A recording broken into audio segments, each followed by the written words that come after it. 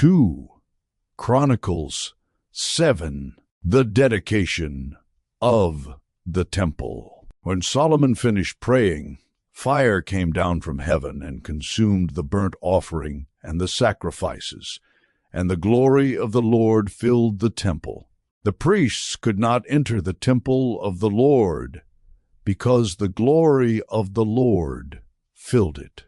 When all the Israelites saw the fire coming down and the glory of the Lord above the temple, they knelt on the pavement with their faces to the ground, and they worshipped and gave thanks to the Lord, saying, "He is good.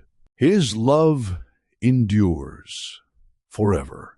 Then the king and all the people offered sacrifices before the Lord. And King Solomon offered a sacrifice of 22,000 head of cattle, and 120,000 sheep and goats. So the king and all the people dedicated the temple of God. The priests took their positions, as did the Levites with the Lord's musical instruments, which King David had made for praising the Lord, and which were used when he gave thanks, saying, "His love endures forever." Opposite the Levites, the priests blew their trumpets, and all the Israelites were standing. Solomon consecrated the middle part of the courtyard in front of the temple of the Lord, and there he offered burnt offerings and the fat of the fellowship offerings, because the bronze altar he had made could not hold the burnt offerings, the grain offerings, and the fat portions. So Solomon observed the festival at that time for 7 days, and all Israel with him, a vast assembly, people from Lebo-Hamath to the Wadi of Egypt. On the 8th day they held an assembly, for they had celebrated the dedication of the altar for 7 days, and the festival for 7 days more. On the 23rd day of the 7th month he sent the people to their homes, joyful and glad in heart for the good things the Lord had done for David and Solomon, and for his people Israel.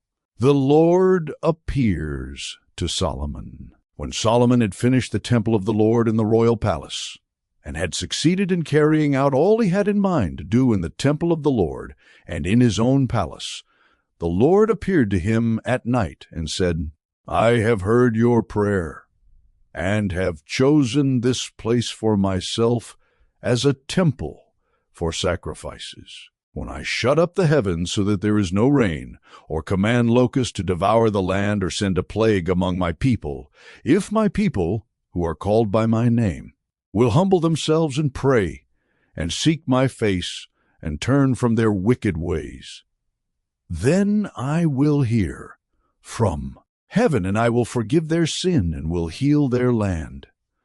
Now my eyes will be open and my ears attentive to the prayers offered in this place.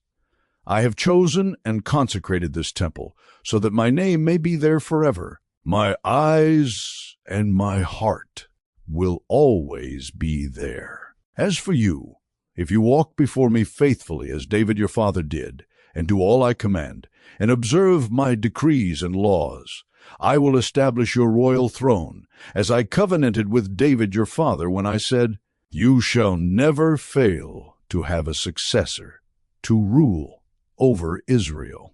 But if you turn away and forsake the decrees and commands I have given you, and go off to serve other gods and worship them, then I will uproot Israel from my land, which I have given them, and will reject this temple I have consecrated for my name.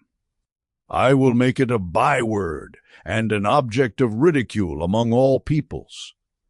This temple will become a heap of rubble. All who pass by will be appalled and say, 'Why has the Lord done such a thing to this land and to this temple?' People will answer, 'Because they have forsaken the Lord, the God of their ancestors, who brought them out of Egypt, and have embraced other gods, worshipping and serving them. That is why he brought all this disaster on them